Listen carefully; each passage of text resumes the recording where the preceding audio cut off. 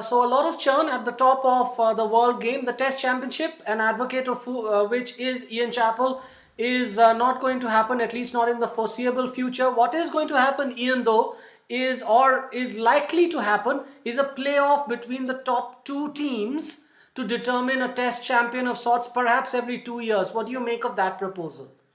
I don't like it, but I guess it's better than having nothing. But when the players have come out and quite strongly said that they would like the two tiers, and I think they like the idea of the World Test Championship, I'd like to see certainly a bigger, as a minimum, I'd say the top four teams.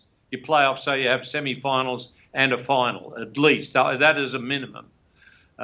So it's disappointing to hear that it's not going to go ahead. And this is what at least the second false start we've had with the World Test Championship. In itself, the principle of a two-tier system. Now, it's been a divisive debate.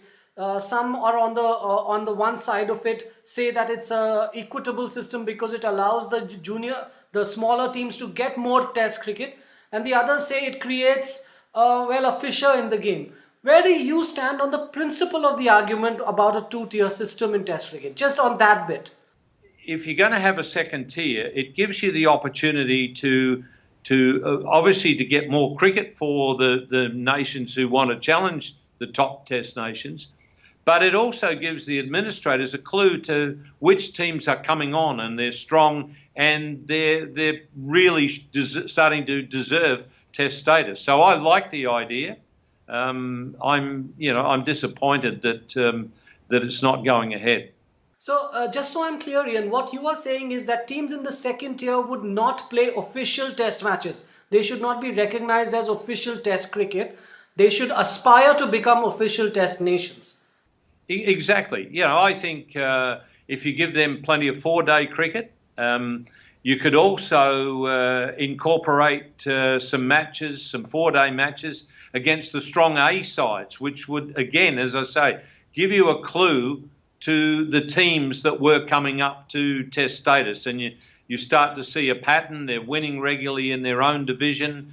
They're starting to beat the strong A teams. That gives you a clue that, hang on, this team is probably getting ready for Test cricket. And even then you could, you might have some unofficial matches with some of the bottom section of the Test, the teams with Test status.